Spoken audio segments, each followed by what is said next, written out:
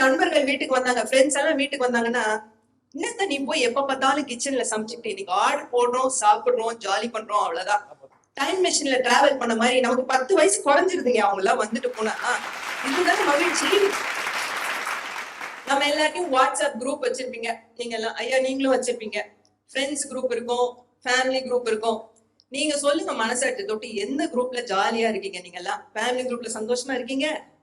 அந்த குடும்பத்துக்குள்ள பிரச்சனை வந்தா நம்மளால முதல்ல அந்த குரூப்பை விட்டு தான் வெளில போறோம். ஃபேமிலி குரூப்ல பாலடைஞ்ச பழைய பங்களா மாதிரி இருக்குங்கய்யா. தினம் குட் மார்னிங் மெசேஜ் அனுப்பிச்சுட்டே இருப்பாரு தாத்தா ஒருத்தர். இந்த ஏல சாமி போட்டோ டான்ஸ் ஆடுற மாதிரி எல்லாம் அனுப்புவாங்க பாட்டி.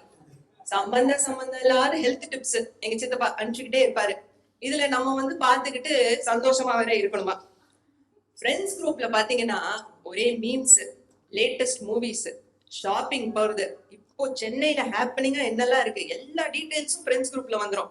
இவ்வளவு ஏன் நம்ம பிரஸ்டீஜ்ல தமிழ் சங்க குரூப்ல இருக்கு இல்லையா? எவ்வளவு ஹேப்பனிங்கா இருக்கு. டெய்லி தினந்தோறும் தமிழ், பாஞ்சாலி, சபகம், ஹேப்பனிங்கா இருக்கா இல்லையா நம்ம குரூப்?